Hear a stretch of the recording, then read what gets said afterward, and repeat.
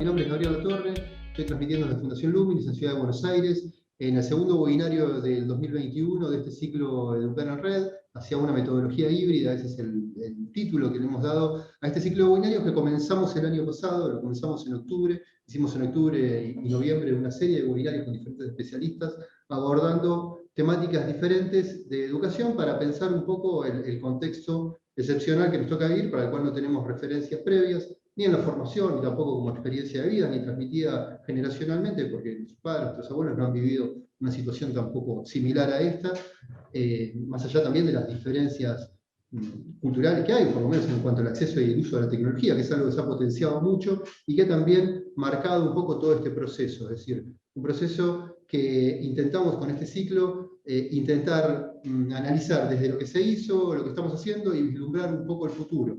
El futuro ahora de alguna manera llegó, como dice la letra de esa canción, porque llegó la presencialidad diferente, ¿no? Con esta combinación de virtualidad y justamente el cara a cara. Por eso lo denominamos híbrido, ¿no? Intentando metaforizarlo. En el día de hoy vamos a seguir transitando con este sentido de brindar referencias concretas para abordar la situación, los problemas con que nos enfrentamos, y también intentar anticipar algunas características, por lo menos del contexto que nos toca vivir, y tal vez, más concretamente, algunos de los problemas con posibilidades de solución. En ese sentido, hoy, bueno, convocamos a Marta Tenuto Soldevila en este webinario que denominamos Orientaciones para Evaluar, Enseñar y Planificar. La convocamos a Marta, pues es doctora en educación, es magíster en educación con especialización en gestión, bueno, también es especialista en psicología educacional, es licenciada en psicología, acaba de editar un libro la cual coordinaste esa edición, que se denomina Planificar, Enseñar, Aprender y Evaluar en Educación Superior, nuevos entornos integrados de aprendizajes de la presencialidad a la virtualidad, así que está anclado un poco en esta situación que estamos viviendo. Un libro que presenta un recorrido por concepciones de aprendizaje de los docentes y la planificación argumentada, que tal vez si no es hoy, en algún otro momento nos podrás explicar, o tal vez en alguno de los podcasts que realizamos desde Fundación Luminis, una fundación que se enfoca justamente en educación, en la formación docente fundamentalmente, a raíz de esos podcasts, haría entrevistando el año pasado a todos los referentes que después convocamos por estos webinarios, fue que intentamos luego sistematizar lo que nos decían en el marco de estas propuestas. No puedo tampoco dejar de decir, antes de cerrar, que este proyecto lo estamos llevando adelante con el apoyo de Facebook y que también contamos con el apoyo del Ministerio de Educación de la Nación, la Reina Argentina, para los colegas de otros países, que va a publicar los videos que estamos grabando y editando de estos webinarios en la plataforma Educar, al igual que en el sitio de Luminis.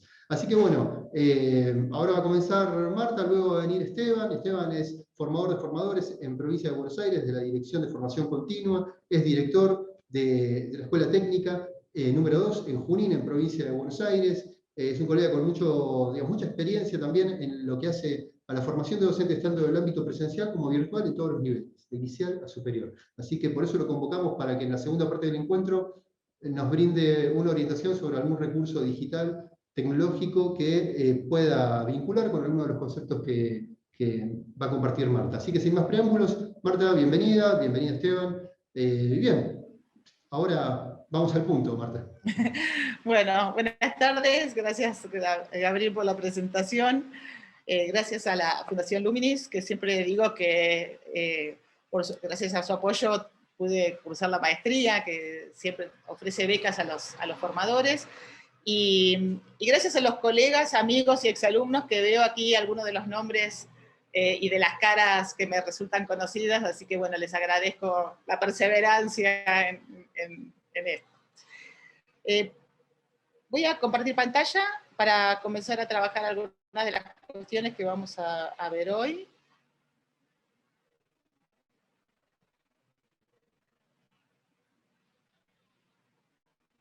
Bueno, vamos a trabajar sobre algunas orientaciones vinculadas a la enseñanza, a la evaluación y a la planificación.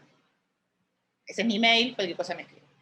Hoy decidí comenzar con una frase de Prieto Castillo, que es un mendocino de la educación. Es decir, primero vemos el enfoque y después vamos a ver algunas orientaciones de tipo práctica. Toda educación, ya sea de niños, de adolescentes y de adultos, dice Prieto Castillo, se orienta a la construcción y apropiación. Y yo le agregué a la construcción de ciudadanía, que veo a Pedro Yuma por ahí, que siempre insiste sobre esto. Por lo tanto, los invito y las invito a descentrar la mirada de la acreditación de saberes. En general, nosotros al principio de año tenemos la mirada puesta sobre lo que saben los estudiantes, y la invitación es a pensarlos como este espacio de encuentro con ellos y ellas. Es decir, también para pensar que es un tiempo para construir nuevos lazos, porque no sé si a ustedes les habrá pasado, pero a mí lo que me pasa últimamente es que las reacciones de las personas en los tiempos de pandemia y pospandemia están bastante exacerbadas, ¿eh? Entonces pasan de la amorosidad a la agresividad. Entonces es un tiempo para también trabajar eso, porque no todos lo están trabajando, y en particular en las relaciones con las familias. En este momento que es el ciclo lectivo, nuestra preocupación, personalmente, creo que debe estar centrada en los vínculos pedagógicos con el grupo. Y en menor medida con el conocimiento que poseen, con lo que saben. Esto es un esfuerzo, porque en general lo primero que pensamos es, a ver, ¿qué saben o qué no saben? Entonces, la propuesta es trabajar el vínculo, pero no enseñando emociones, porque si las enseñamos, se transforman en contenido. La idea es transformar, en realidad, es abonar a un trabajo sobre el vínculo. Para una pedagogía de la implicación, de la generosidad y del humor, porque a veces el humor no está presente en nuestras aulas, y que es algo que deberíamos trabajar en mayor medida, porque eso nos ayuda a aliviar muchas cosas. En relación con la planificación, la propuesta es que esté al servicio tanto de la enseñanza como de la evaluación. Y yo les puse ahí un péndulo. Muchos de nosotros somos pedagogos y hemos recibido distintos tipos de formación. En algún momento creímos que la planificación era suficiente para un buen aprendizaje. Después pasamos a desacreditar la planificación, y yo en realidad lo que estoy invitándolas y invitándolos es a pensar en un espacio donde la planificación esté al servicio de lo que nosotros necesitamos. Por lo tanto, vamos a empezar con evaluación, después pasamos por enseñanza y retomaremos con evaluación. Y la idea es dejar este abordaje pendular acerca de la evaluación. En relación con precisamente este tema, nosotros podemos ver que al modo de capas, muchas de las marcas, de las prácticas que se han acontecido durante los tiempos, han quedado a modo de marcas en nuestra propia historia. Por ejemplo, se dice que la evaluación comienza con los chinos, ¿no? Con un proceso de selección de los hombres eruditos y de buena crianza, y muchas veces la evaluación es pensada como un proceso de selección. Después vino la idea de competencia, ¿no? Ustedes recordarán las Olimpiadas, entonces era ver quién era el que podía llegar a la meta. Muchas veces las vemos como una instancia de control, saquen una hoja, alguna vez escuchamos, o de supervisión, es decir, esta mirada omnipresente que nos ayuda o que obstaculiza. Entonces, la idea es tratar de dejar esos espacios de etiquetamiento. Si ustedes miran la película Entre Muros, van a ver que inicia la película donde un docente le dice al otro, responsable, no responsable, responsable, no responsable, responsable, no responsable. Es decir, ya el estudiante cuando inicia ya tiene la etiqueta puesta. Entonces, este momento inicial es un momento para tratar de dejar entre paréntesis, para correr las etiquetas y para realizar una construcción colectiva. Precisamente para dejar de costado nuestras apreciaciones, tanto las nuestras como las de otros, y regreso a Prieto Castillo. Dice, no se puede aprender de alguien en quien no se cree, y no se puede aprender de alguien, no se puede tampoco enseñar en quien no se cree. Por lo tanto, la propuesta es tener como base la confianza, el reconocimiento de que el otro es y que puede dar de sí. Esto constituye nuestra base para lo que vamos a trabajar ahora, que es de un orden más práctico. Nosotros entonces, así como enseñamos, vamos a evaluar. Por lo tanto, en estos momentos donde se constituyen los espacios híbridos o integrales de aprendizaje, podemos pensar que las prácticas centradas en el aprendizaje en base a problemas, casos, proyectos, simulación, en realidad nos van a permitir no solamente trabajar algunas cuestiones vinculadas al desarrollo de capacidades o competencias, como le llamemos, como liderazgo, negociación, trabajo en equipo, sino que además ese tipo de prácticas nos va a permitir trabajar en estos dos tiempos que a veces se está proponiendo en la escuela. Un momento donde trabajamos con el docente y un momento donde nosotros podemos trabajar en forma grupal, en forma distante, y no presencial. ¿Por qué? Porque las prácticas centradas en la enseñanza, lo que estoy haciendo ahora, la exposición, una demostración, una instrucción directa, lo que requiere es precisamente de esa presencialidad del docente. Entonces tenemos que seleccionar y pensar no solamente todo lo que aporta estas prácticas centradas en el aprendizaje, sino que todo lo que aporta en este momento. Enseñamos siempre más de lo que aprendemos, no solo en lo currículum oculto que todos sabemos, sino en los modos de hacer las cosas. Por lo tanto, es el momento de pactar nuestras reglas de juego, recordando que el lenguaje no es transparente.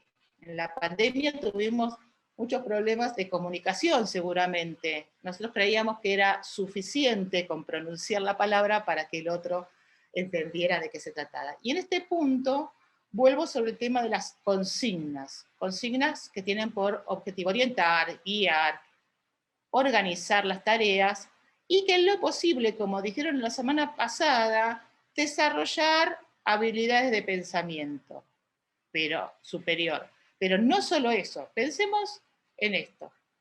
Hay consignas que tienen una complejidad más alta. Evaluar requiere tener criterios sobre qué base, lo mismo que juzgar. Relacionar es muy complejo, a pesar de que sobreabunda en las pruebas, en nuestras pruebas, y que a veces no les enseñamos a relacionar y esperamos que lo hagan.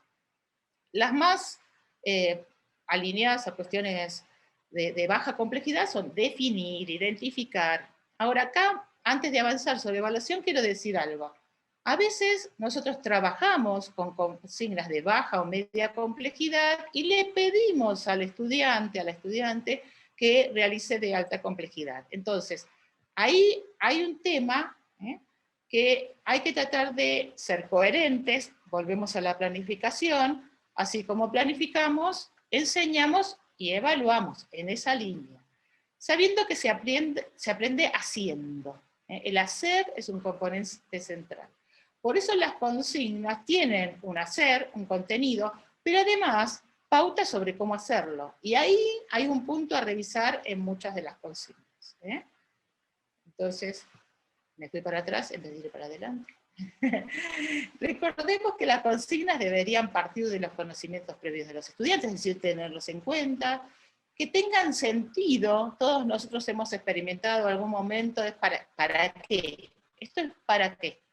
Que tenga contexto, que se indique con claridad qué se espera, y que no estén centradas solo en el conocimiento, en los datos, en los principios. Las consignas están en la dirección esperada, si resultan orientadoras, si se espera, si se indica lo que esperamos, si están bien redactadas, si responden a la complejidad.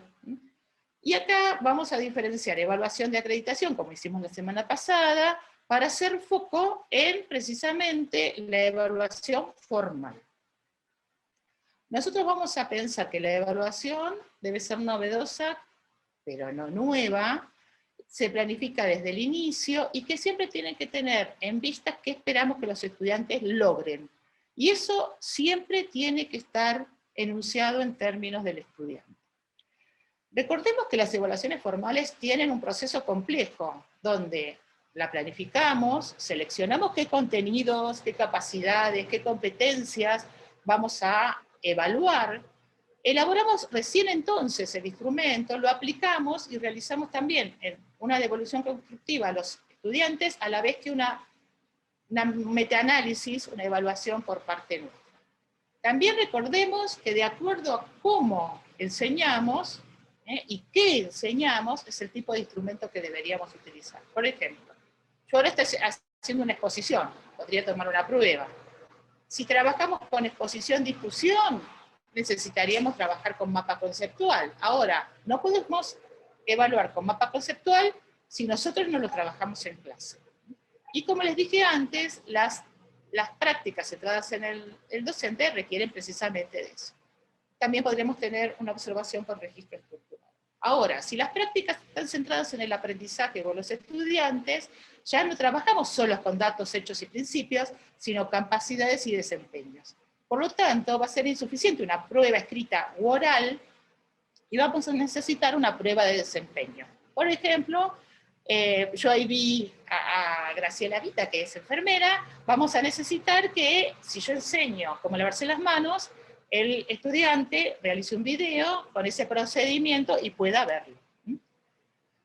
Una de las cosas interesantes es pensar en el componente evaluación en el programa y definir qué se va a evaluar, cómo, con qué criterios, quiénes lo llevan a cabo y cómo se conforma la calificación desde un inicio. Este es un chiste que a mí me gusta mucho compartir, porque me parece que habla de una manera cabal sobre las consignas. Esta consigna claramente nos indica que estamos en problemas. Ahora yo estoy diferenciando los instrumentos de evaluación de los instrumentos de registro. El de evaluación, entonces, prueba, oral, escrita, de desempeño. El instrumento de registro pueden ser estructurados, semi o no estructurados. No estructurados cuando escribimos todo lo que vemos, semi estructurados cuando realizamos algunos tópicos o columnas y enfocamos en algo, y yo voy a trabajar sobre los estructurados. Los estructurados a su vez pueden ser lista de chequeo o de cotejo, checklist, algunos lo llaman, que son dicotómicas, lo hace o no lo hace, lo logra o no lo logra, es decir, no tengo más alternativa, y siempre es lo que espero que logre y se enuncia en afirmativo. Recordemos que tenemos que tratar de por lo menos mostrar el indicador o explicitar, porque a veces ponemos responsabilidad, por ejemplo, compromiso, pero los estudiantes no saben qué quiere decir, y por lo tanto, por un lado, no lo pueden cumplir, y por el otro lado, no saben qué calificar. Por lo tanto, una lista de chequeo debería explicitar de la manera más clara posible si algo es logrado o no logrado, como en este caso. Recomendación 2, siempre háganlo sobre base 10, o sobre base 5 o 20, es decir, múltiplos de 5. Porque de esa manera, si yo lo quiero transformar en calificación, ya lo puedo transformar. No 7, 8, cosas por el estilo. Entonces, aquí está. Después tendríamos que revisarlos, cómo hacerlos. Otra cosa es la escala de apreciación, que tiene 3 opciones. Sería lo mismo que tenemos antes, nada más que en lugar de decir sí o no, lo que hace es calificarlo como muy bueno, bueno, muy bueno, bueno, siga participando, ¿sí? O con números, 4, 3, 2, 1. La diferencia de lo que vamos a ver ahora, que es la rúbrica, vamos a ver que en el caso de voy a mostrar esto, en el caso de la lista de chequeo, en lugar de sí o no, tendría grados, pero las celdas están vacías. Esa es la diferencia entre esta escala de apreciación y rúbrica, que nosotros en las celdas de la rúbrica, que es una matriz de doble entrada, en el caso de la analítica, y de composición a partir de describir todo lo esperado en la rúbrica holística, como la que estoy mostrando. Entonces, en la holística describimos todo lo posible, en la analítica tenemos criterios y niveles. Criterios y niveles, así se construye. Esto es un tema muy interesante porque lo que estamos diferenciando es los instrumentos de registro, rúbrica, en este caso, de los instrumentos de evaluación. Por ejemplo, un mapa conceptual, ¿sí? Es decir, lo que estamos viendo es, yo trabajé un mapa, después le pido un mapa, y antes de evaluar ese mapa, comparto con los estudiantes una rúbrica, como es esta en este caso, criterios y niveles. Yo acá lo que recomiendo, en lugar de poner nota, es poner puntaje y componerlo, porque ven, por ejemplo, acá me falta el 9, falta el 6, entonces resulta bastante más complejo. Entonces, una buena rúbrica es aquella que tiene los criterios, que completa cada una de las celdas y que tiene estos niveles, como esta 4, 3, 2, 1, que se pueden componer la nota. Entonces, El tema para analizar y para revisar, cuando ustedes quieran revisar rúbricas, tienen que ver que lo que está en la fila, todo pertenezca al mismo criterio, que los niveles o escalas sean los que permiten construir esa nota, y que no aparezcan y desaparezcan cosas. Bueno, para concluir, porque más o menos debo estar, miren, el 24, esto no puede finalizar sin un proceso de retroalimentación o de evolución constructiva, destinado a darles orientaciones a los estudiantes que tienen que ser oportunas, precisas, que deben permitir evaluar las formas que nosotros tuvimos de la evaluación. Es decir, nuestra evaluación siempre es perfectible, por lo tanto deberíamos siempre revisarla a la luz de lo que estuvimos trabajando. Y para finalizar la presentación, que está breve, la educación no consiste en llenar cántaros, sino en encender un fuego. Que me gustó, digamos, como frase final. Bueno, Marta, muchas Por gracias. ahora, Gabriel no se puede quejar, viste que siempre llego y 25. Así que... pero me dejas preguntas picando, que no sé si tal vez compartan los participantes. En el cuadro verde me dejó pensando esa cuestión de los criterios, que de alguna manera, pongamos, va de mal, regular, bueno, es decir, común, se pueden calificar, ¿no? Englobar. Eso en la etapa de la planificación, de alguna manera, permite ordenar el recorrido de actividades o de posibilidades de resolución de las actividades para ir planteando un recorrido de aprendizaje posible, ¿no? ¿Se lo puede pensar así, al pensar la evaluación en la planificación? Sí, mira, te voy a dar un ejemplo en relación a lo que vos preguntas. Yo en uno de los cursos trabajamos con Raúl con aprendizaje en base a problemas. Tenían en base a problemas y podían elegir estudio de casos. Era un curso para docentes, les dimos una situación que estaba basada en un fragmento de una película, entonces tenían que elegir primero en base a problemas y en casos, pero nosotros, antes de darles todas las actividades, también, antes de que ellos trabajaran, también compartimos la rúbrica. Es decir, ellos sabían, antes de desempeñarse, antes de elegir, sabían cuáles eran los criterios con los cuales iban a ser evaluados. Y de acuerdo a su desempeño, cuál iba a ser la calificación, que en este caso era cualitativa y no cuantitativa, que iban a tener. Entonces, cuando yo pienso la actividad, la práctica de enseñanza, tengo que pensar también qué criterios, y también lo puedo construir con los alumnos. En secundaria, en primaria, también yo he construido criterios con los estudiantes desde primer grado, aunque de una manera mucho más simple, pero en secundaria tendríamos que construirlos con los estudiantes, porque son las reglas del juego. Entonces yo por un lado los pienso, los tengo anticipados, y después los acuerdo con ellos. Entonces de esa manera no es, ay, ¿por qué me bajaste un punto porque entregué más tarde? No, dale, sé buena, no me lo bajes. Es, mirá, ¿vos te acordás? Ustedes lo tienen que poner en el trabajo. ¿Te acordás que nosotros estuvimos trabajando sobre criterios? Bueno, esos criterios tienen que estar en el trabajo y además son las reglas del juego. Vos acordaste que es parte de la construcción de la nota.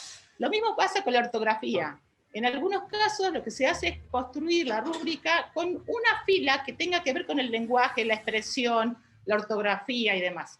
Entonces es, bueno, mira, ya lo acordamos, ¿vos te acordás? Estas son las reglas de juego que nosotros acordamos. Entonces eso tiene diversas ventajas.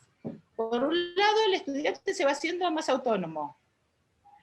Constant Camille, que es una constructivista, que fue del conductismo al constructivismo, dice, nosotros estamos esperando que ellos sean autónomos, la pregunta es cuándo desarrollamos la autonomía. Primero, que sean autónomos. En segundo lugar, baja el nivel de conflicto, sobre todo para el nivel secundario, para el nivel primario y con las relaciones con las familias. Miren, estas son las reglas del juego, estos son los acuerdos que establecimos, y sobre esta base fue la corrección. Entonces ahí hace visible que no se trata de lo que a mí me gusta, de cómo me levanté ese día. Vieron que a veces vienen estas cosas, bueno, la docente se levantó mal ese día y entonces corrigió. Bueno, no se trata de eso, se trata de criterios consensuados, acordados y comunicados.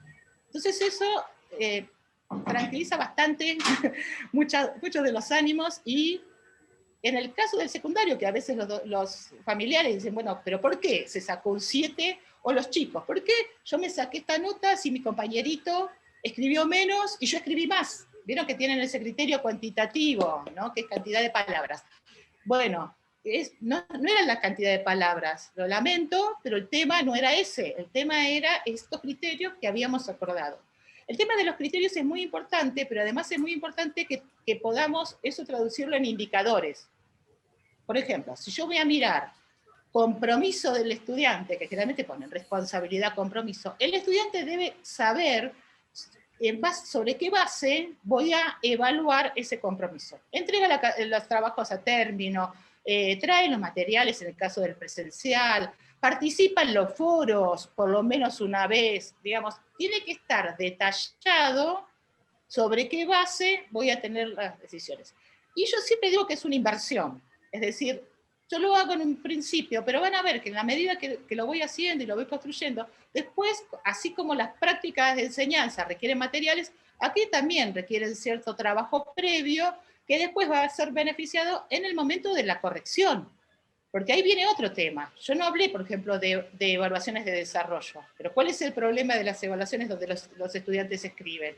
Que tengo que tener previamente algunos criterios para que sea aquello que acordamos. Entonces, por ejemplo, una prueba escrita donde los estudiantes tienen que desarrollar y el ítem vale 3 puntos, se va a sacar 3, rúbrica holística, se va a sacar 3, se hace todo esto. 2, esto. 1, esto, el resto 0.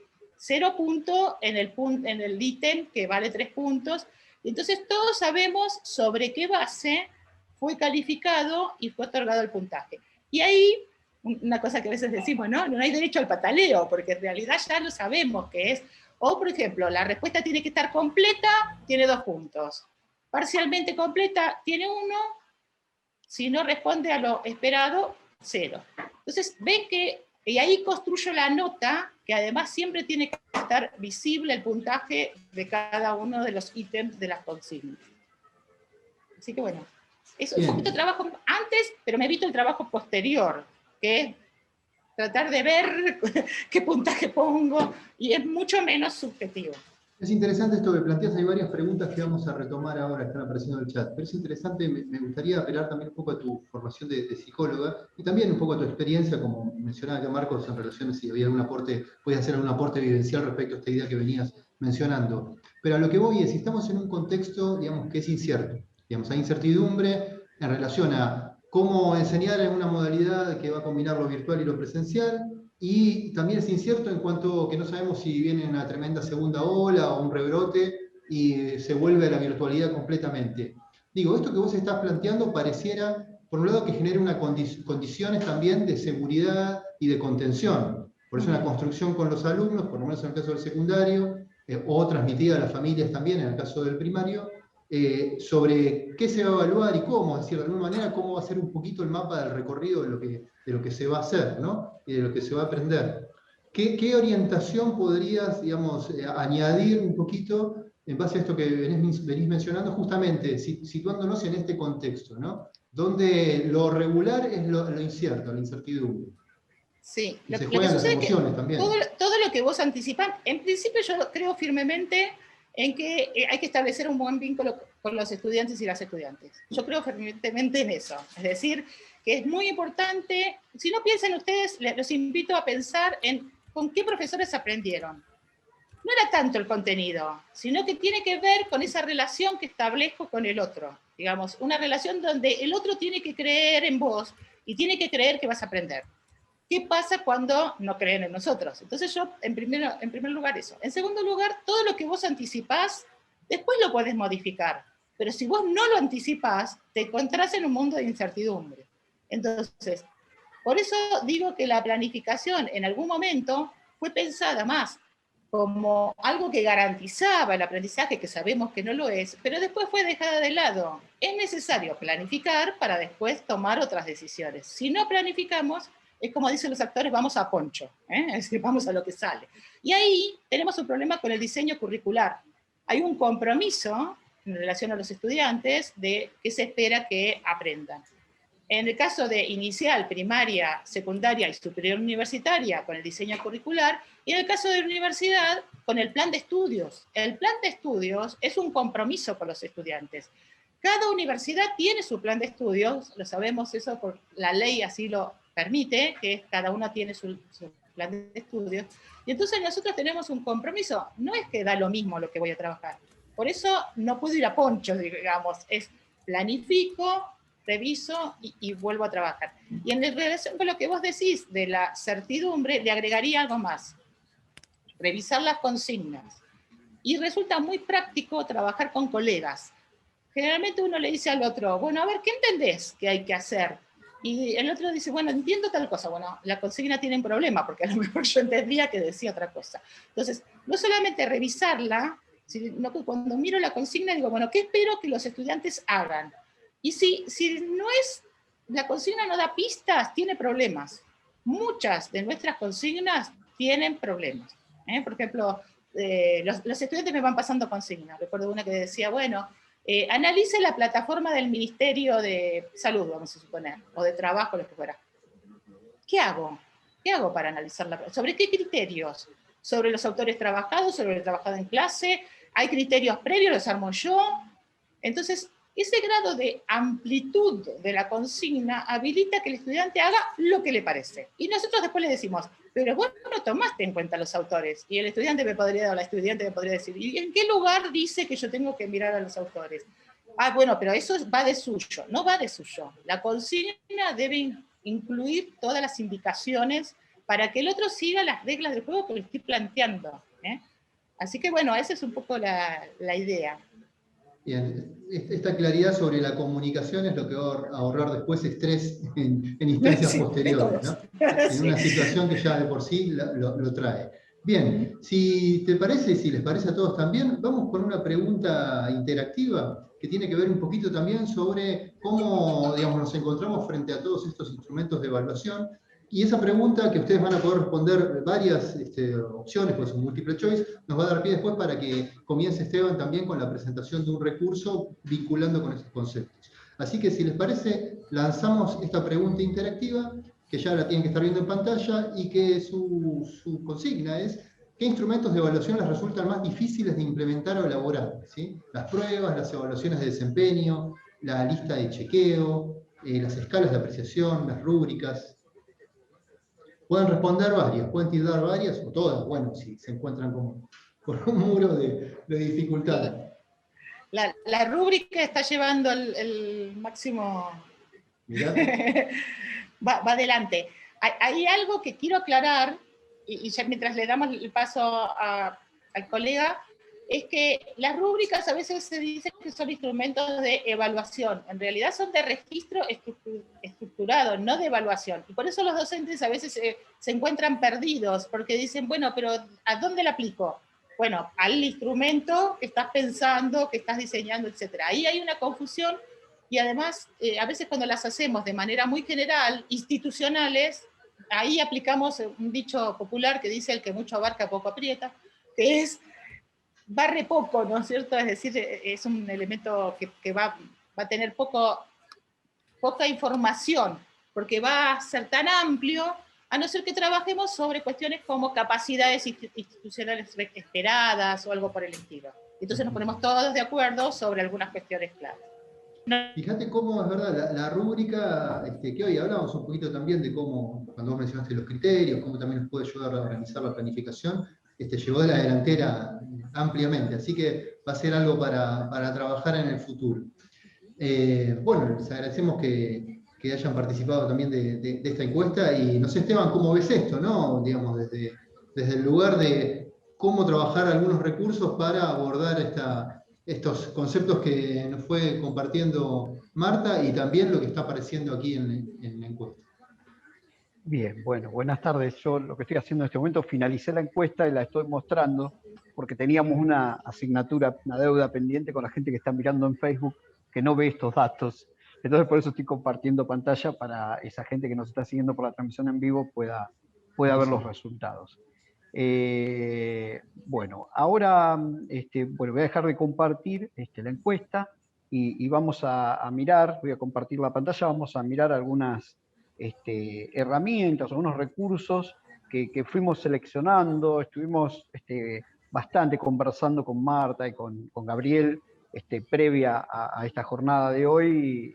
La realidad es que hay muchos elementos y muchos recursos, sobre todo con el hecho de poder hacerlos desde la computadora, que nos permite poder trabajar tanto en el aula presencial como en el aula a distancia, o combinándolas. Así que tuvimos que hacer un recorte, no teníamos demasiado tiempo. Vamos a hacer un pantallazo sobre lo que nosotros pensamos que a ustedes les puede resultar de utilidad para poder concretar estos conceptos y elaborar instrumentos como Marta hace un rato les mostró y les contó. Y vamos a detenernos un poquito en lo que serían los formularios de Google. Nosotros pensamos que el recurso formulario de Google es bastante útil al momento de poder realizar, por ejemplo, pruebas. Entonces queríamos mostrarles cuáles eran las opciones y que vean que rápidamente se puede construir y que eso después puede ser utilizado en diferentes plataformas, enviado en forma remota por WhatsApp o por email o por cualquier otro elemento para poder hacerlo. Yo les voy a mostrar cómo hacer rápidamente un formulario que podría transformarse después en una prueba, ¿sí? En este momento estoy en mi unidad de Drive, voy a ir a ese botón que dice Nuevo, y acá voy a usar la opción que se llama Formularios de Google para crear uno nuevo. Fíjense el color del icono. Con Marta el otro día decíamos, siempre el color del icono es el que nos relaciona y el que nos identifica un recurso. En este caso siempre es de color violeta, y entonces es una cuestión interesante para poder conocerla. Cuando nosotros activamos el formulario de Google, fíjense que aparece esta opción en pantalla. Esto que vamos a tener acá arriba, hacemos un clic, va a ser el título, ¿sí? Acá podemos mencionar si va a ser una prueba, por ejemplo, y quizás el contenido, la unidad o el contexto donde esa prueba va a ser evaluada, ¿no? La institución, el curso, el grupo, el docente. Se pueden agregar acá abajo una descripción y algunos datos más. Automáticamente aparece una primera pregunta, que es la que yo tengo acá seleccionado, y este tipo de formulario me va a permitir seleccionar diferentes opciones para que esas diferentes preguntas que yo vaya desarrollando a lo largo de esto, en este caso podría ser una prueba, pero podría ser cualquier otro recurso interactivo para poder trabajar, ¿no? Ahora después más adelante vamos a ver qué otras aplicaciones podemos darle a estos formularios. Los dos primeros que aparecen es el de respuesta corta y el de respuesta de párrafo, donde acá los estudiantes van a tener que desarrollar. Estas cuestiones, digamos, apuntan más a las preguntas del tipo cualitativo, no tanto cuantitativo, y acá le damos la opción para que los estudiantes puedan colocar, por ejemplo, diferentes respuestas. En el caso de una respuesta corta podría ser simplemente el nombre del estudiante, por ejemplo, y bueno, el estudiante va a tener que, en este campo va a tener que colocar su nombre, su apellido, su número de documentos. Podemos colocar tantos de estos como nosotros necesitemos. Esto va a ser un campo de respuesta corta, dentro de un ratito vemos cómo va a ir quedando. Cada vez que creamos uno de estos ítems, que sería como una pregunta, podemos determinar si va a ser del tipo obligatorio o no. En el caso que sea obligatorio, la persona que complete el formulario no va a poder enviarlo hasta tanto no complete todos. Esto quiere decir que si este ítem, por ejemplo, dejamos un ítem abajo para que pueda dejar comentarios, apreciación, una evaluación, podría ser optativo, entonces en este caso apagamos esta opción que dice obligatorio. Si no lo dejamos, y es necesario que complete que sea obligatorio. Vamos a suponer que entonces dejamos este campo para que el estudiante ponga el nombre, y con este signito más agregamos una nueva pregunta. Y acá tenemos las diferentes opciones. Esta que dice varias opciones son las que aparecen, se pueden seleccionar varias de estas opciones, una o varias de estas opciones, y podemos colocar, fíjense que cuando puse, automáticamente Google detecta que yo puse varias, entonces lo determinó como casillas. En el caso de esta variación que es varias opciones o casillas, determina si la persona que responde puede responder más de una opción o necesariamente solo una es la que sirve, ¿no? En este caso vamos a poner, se pueden seleccionar una o varias, y acá vamos colocando las opciones. Por ejemplo, vamos a poner que seleccione qué día de la semana puede hacer determinada tarea. Podemos poner lunes, martes, miércoles, y seguir así sin límite, ¿no? Podemos elegir tantas, y también podemos elegir la respuesta a otros. En este caso, también podemos determinar si esta respuesta va a ser obligatoria o no. Agregamos una que sigue. Ahora vamos a probar las opciones. Acá va a poder elegir solo una de estas opciones, ¿sí? Entonces vamos a tener la opción 1, la opción 2, porque acá por supuesto hay que redactar la consigna. Mucho cuidado, como dijo Marta, entender que la redacción de la consigna es vital y es importante para que se entienda, y las diferencias entre las opciones. Por acá solo se va a poder elegir una, en este caso opciones varias, pero solo se puede elegir una. O sea, la respuesta puede ser una, no pueden ser dos, ¿sí? Entonces podemos contemplar la posibilidad de poner, qué sé yo, todas las anteriores, por ejemplo, si es que incluye esa opción. También determinamos si es obligatoria o no. Agregamos otra, que puede ser la de lista desplegable. O sea, fíjense, vamos repasando. La primera que agregamos fue una de respuesta corta, donde se habilita un campo para que el estudiante pueda escribir, ¿sí? La siguiente es la de casillas de verificación, que el estudiante va a responder y puede elegir varias respuestas. O sea, uno puede poner una consigna que diga, indique cuáles de todas estas son correctas, y poner varias, más de una, para que pueda marcar. En esta opción, donde dice varias opciones, las opciones que están, pero solo una es la que se puede responder. O sea, solo se puede responder a una. Ahora después lo vamos a ver cómo queda terminado. Y ahora en este caso tenemos una lista desplegable. O sea, estas opciones se despliegan y solo se puede poner, solo se puede responder una, ¿sí? Solo elegir una. No se puede elegir más de una. Una respuesta va a ser la que cada uno de los estudiantes elijan, ¿sí? Fíjense, acá podemos ir redactando cada una de las opciones que se van dando. Por ejemplo, nos imaginemos colores, vamos poniendo diferentes, perdón, se me colgó el mouse. Don Esteban, esto justamente Sí. que estás planteando como ejemplo de color está interesante, porque dentro de las opciones vos podés también o poner una imagen. Ahí hay un icono para poner imágenes, Exacto, ¿no? En las opciones, exacto, supongamos si fuese en exacto. ciencias, ¿no? Un experimento. Se pueden poner, O sí, los también colegas otros de tipos de archivos, ¿puede ser? Claro, sí, los colegas de matemáticas, por ejemplo, que trabajan con funciones, que utilizan esas anotaciones científicas, digamos, pueden poner una pequeña imagen. Por ejemplo, cuando una de las consignas podría ser, indique cuál de los resultados para esta ecuación es la correcta, y poner varias, ¿no? Entonces, desde ahí se puede, uno puede agregar la cantidad de opciones que quiera e incluso eliminarla. En este caso dejó 3, la hago también obligatoria.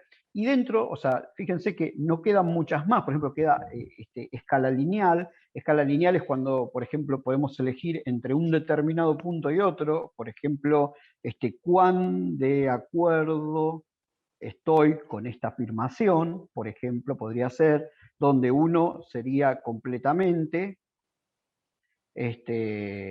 y bueno, para nada, sin acuerdo, completamente de acuerdo, vamos a poner, ¿sí?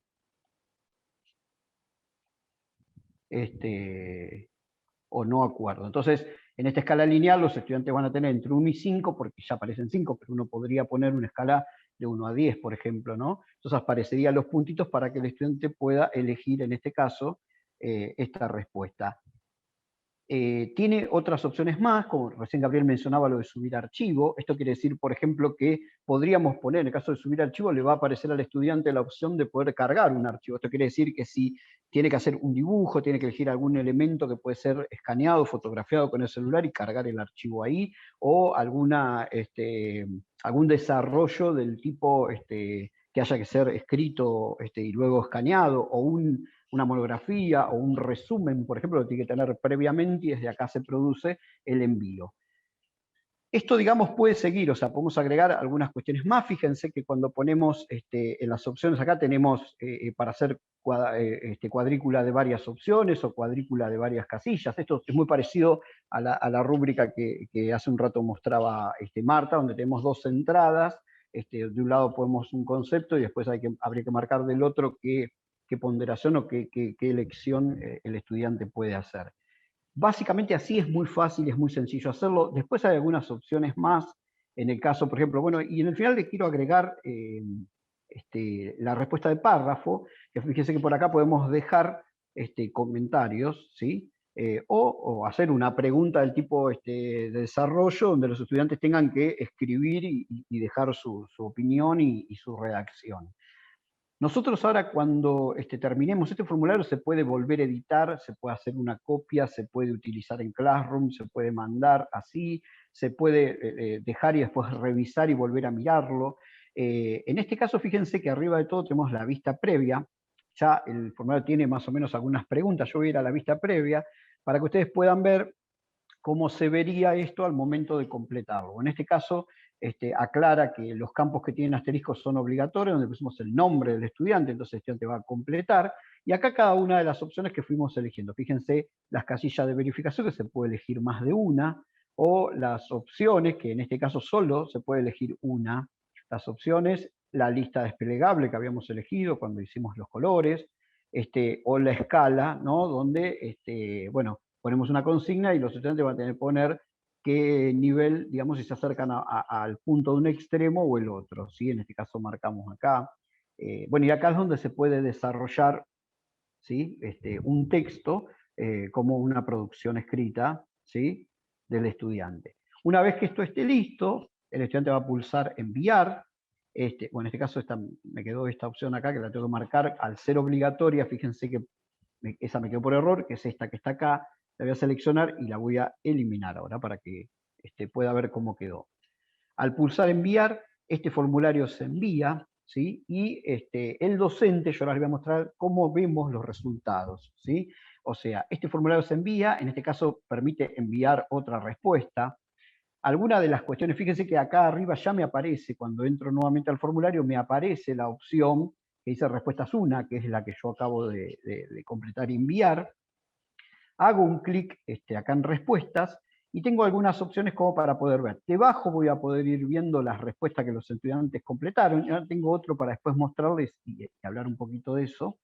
Pero también lo que puedo hacer, por ejemplo, desde acá es generar una planilla de cálculo. Entonces, si hago un clic acá, automáticamente me va a crear una planilla de cálculo en mi cuenta de Drive, donde voy a poder tener acceso a esos resultados de manera de poder tenerlos, seleccionarlos, manipularlos, modificarlos o escribir alguna cuestión acá como en cualquier planilla de cálculo. Descargarla, imprimirla, es como tenerlos más manipulables los datos de las respuestas.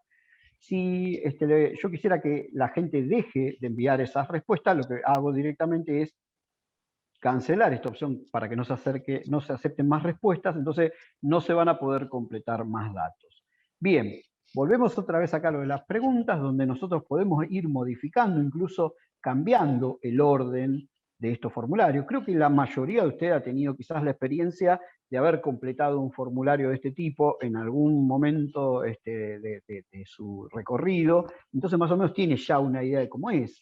Acá se pueden agregar imágenes, videos, títulos, separarlo en secciones, ¿no? Hacerlo en tramos, dividir la prueba, por ejemplo, en 3 partes, 3 etapas, donde uno puede ir agrupando. Todo eso es fantástico, digamos.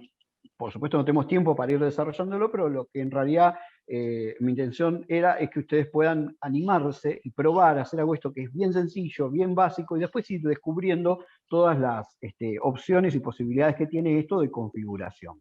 Ahora bien, ¿cómo comparto esto? Fíjense que tenemos un botón que dice enviar, automáticamente aparecen múltiples opciones para poder compartir. Podemos hacerlo directamente por correo electrónico, si es que queremos enviar, ponemos las direcciones a quien podemos enviarla. Esto está ligado automáticamente con nuestro correo de Gmail. Podemos agregar colaboradores, esto quiere decir si lo hacemos de manera colaborativa con otro colega, podemos agregarlo para que el otro colega pueda modificar, trabajar en el documento, que esto es un potencial importante, sobre todo ahora que nos plantean el trabajo en parejas pedagógicas. Tenemos la opción acá de copiar el enlace. Fíjense que acá aparece el enlace y si ponemos copiar, se copia en memoria. Este tip está bueno, fíjense que si hacemos acortar la URL, se hace un poquito más corto. Este enlace lo podemos copiar y lo podemos pasar a través de un correo electrónico, a través de Telegram, a través de WhatsApp, a través de Facebook, a cualquier herramienta que nosotros podemos estar trabajando, incluso poder incorporarlo a cualquiera de las plataformas virtuales que podríamos estar trabajando, como por ejemplo la de Classroom, ¿sí? En este caso, si nosotros vamos, yo me cambié, ahora estoy en la pantalla de Classroom, fíjense, podría crear una actividad o una tarea, por ejemplo, y desde acá añadir, fíjense que tengo la opción de poder añadir con Google Drive formularios que yo ya tengo realizado. Como este formulario lo tengo construido y está dentro de mi carpeta, desde acá mismo lo puedo tomar, ¿sí? Fíjense que aparece con el icono de color violeta. O bien también podría crear uno nuevo, o sea, desde acá mismo crear uno nuevo y sin ni siquiera haber ido al Drive, o sea, lo puedo hacer directamente desde Classroom. Ahora bien, vamos a mirar rápidamente algunas cuestiones interesantes que tiene esto cuando tengamos las respuestas. Acá tengo otro formulario que hice bastante parecido a fíjense que es muy similar, lo hice hace un rato, para poder mostrarle entonces la diferencia entre una única opción, cuando elegimos acá con la casillita, los cuadraditos que son los que me permiten elegir más de uno, la lista desplegable que me permite elegir uno, o por ejemplo, la línea donde uno puede elegir entre un extremo y el otro dependiendo de qué opción tiene. Al poner enviar, ese dato se envía. Vamos a mirar acá las respuestas, en este caso hay 10 respuestas, porque yo ya había cargado algunas, porque nosotros comentábamos con Gabriel y con Marta cuando pensamos esto, que era interesante poder ver la forma en que Google automáticamente nos muestra con gráficos las respuestas que nos permiten, digamos, sin necesidad de saber graficar o de realizar gráficos. Ustedes saben que desde una planilla de cálculo nosotros podemos hacer múltiples gráficos, ¿no?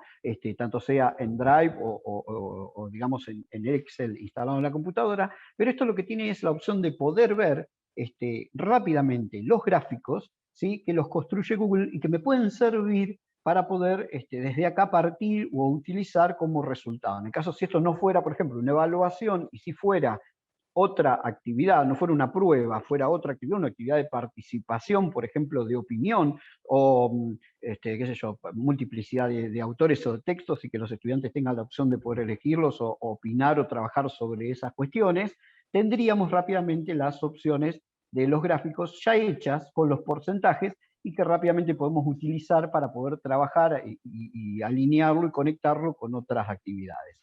Eso Perdón, es... Esteban. Sí. Sí, pero disculpa que te interrumpa, pero consultan, porque tal vez ahora también se puede prestar una confusión, por un lado consultan cómo exportar, si podés repetir la cuestión de cómo exportarlo en un Excel. Viste que ahí está el iconito verde, ¿no? Bien, perfecto. Los resultados. Porque estos gráficos que veíamos no están en un Excel, están en las respuestas. Exacto. Estos gráficos en este momento están dentro de yo entro al formulario, o sea, es el formulario cuando recién lo estaba construyendo, voy a la opción de respuestas y debajo puedo ir viendo las respuestas que había. En este caso hay 10 respuestas, pero si se sumaran algunas más, los gráficos automáticamente se van a ir actualizando en función de las respuestas, ¿sí? Ahora, estas respuestas, como yo hoy les dije, se pueden exportar o generar en una planilla de cálculo. En este caso yo todavía no lo había hecho, así que voy a crear con el formulario crear una hoja de cálculo nueva. También se puede elegir una hoja de cálculo que ya tengamos. Esto quiere decir que si nosotros tenemos una hoja de cálculo, por ejemplo, para cuarto segunda de la escuela comercial, podríamos ir guardando todas las respuestas a distintos formularios que fuimos haciendo a lo largo del año ahí y nos quedan concentrados todos en una misma planilla. O crear una planilla de cálculo por cada uno de los formularios que queremos. Al crear, fíjense que se demora un tiempito, que en este momento Drive está creando, y acá tenemos en la planilla de cálculo, no sé si la alcanzan a ver, las respuestas que se fueron dando, ¿no?, a cada una de las preguntas. Lo que tiene interesante también es la marca temporal, que me va mostrando en qué momento se fue creando esa respuesta, y esa marca temporal no se puede modificar. De manera que, si esto, por ejemplo, es una evaluación que nosotros hacemos en una instancia sincrónica, ya sea presencial porque estamos en el aula o porque lo hacemos a partir de una videoconferencia, decimos, bueno, es una prueba y quiero que la respondan y esto se tiene que responder entre las 9 y las 10, que es la hora donde se desarrolla la prueba, nosotros podemos tranquilamente ver en qué momento fue enviada la respuesta. De esta forma, como parte del contrato pedagógico que establecemos, como hoy Marta decía, las reglas claras de participación, obviamente hay que aclarar que el formulario debe ser respondido entre tal hora y tal hora, entonces podemos evitar evitar, digamos, que vengan respuestas o que esto se plagie o que sea respondido después en otro momento. Acá tenemos las respuestas. Y otra opción que me olvidé de comentar, que también le da un poco también de seriedad a esta cuestión, tiene que ver con, si vamos a la configuración, nosotros tenemos la posibilidad de poder recopilar las direcciones de correo electrónico que las personas que responden el formulario tienen. Ustedes saben que para poder responder el formulario, si al poner esta opción de recopilar las direcciones de correo electrónico, el formulario va a pedir que la persona se loguee, o sea, ingrese con una cuenta de Google, una cuenta de Gmail que sea válida, y entonces queda esa dirección guardada que a nosotros nos puede servir más adelante para poder enviar el resultado de la evaluación, la respuesta, la calificación que obtuvo, o por lo menos validar desde dónde o en qué se hizo. Esto, si se hace en dispositivos móviles como celulares o tablet, recoge o levanta la cuenta con la cual está habilitado ese dispositivo móvil en el caso de los que usan Android.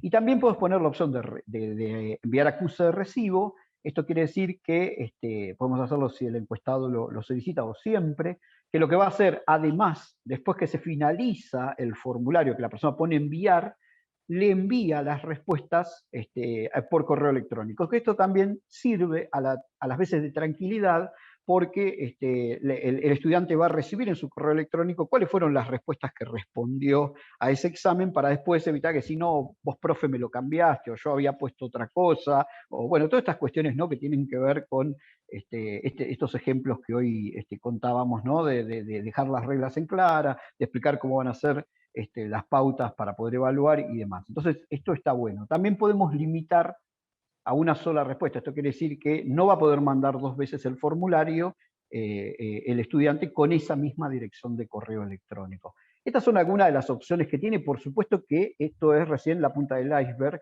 Es muy potente esta herramienta de formularios, y después tiene un montón de tips y complementos y cosas que se pueden configurar y todo lo demás.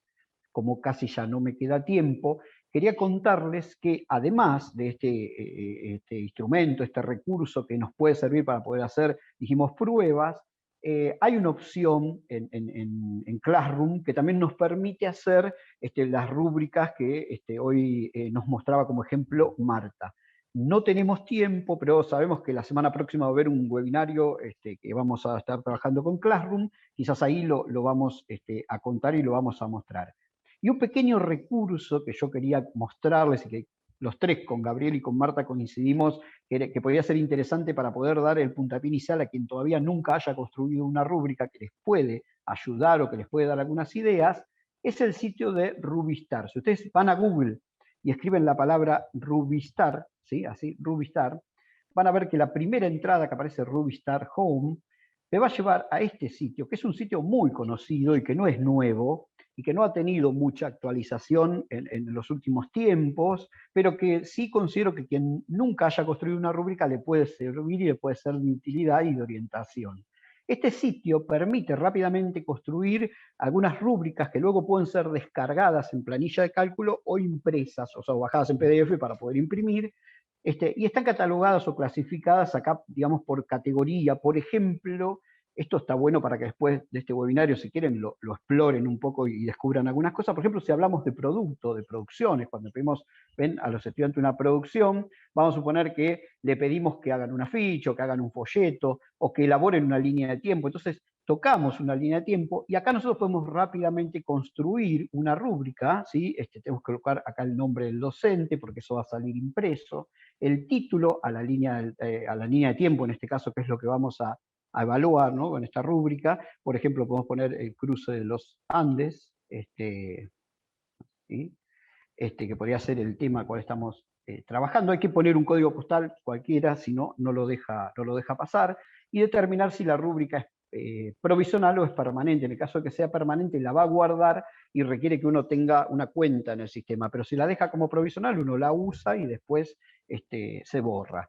Acá es donde vamos a poder elegir las categorías, ¿no?, donde hoy Marta sugería que pusiéramos una numeración, ¿sí? Podríamos poner una ponderación, como por ejemplo, no sé, excelente, no sé, muy bueno, bueno, y bueno, en este caso podríamos poner para mejorar, ¿sí? Y acá es donde, por ejemplo, en este caso, fíjense, esto lo interesante que yo le decía es, ¿cuáles serían los criterios que nosotros teníamos que pensar cuando evaluamos, por ejemplo, una línea de tiempo? Y entonces, en este caso, no digo que estos sean los correctos, no digo que estos sean los que deben estar, pero estos son interesantes para que los miremos y pensemos en algunos otros. Por ejemplo, el título de la línea de tiempo, si se usaron gráficos, los contenidos o el conocimiento sobre ese contenido que tiene que ver con quizás lo que los estudiantes escriben, los recursos que utilizaron, la preparación. Acá hace mención, por ejemplo, a la ortografía y al uso de mayúscula, que hoy Marta lo mencionó.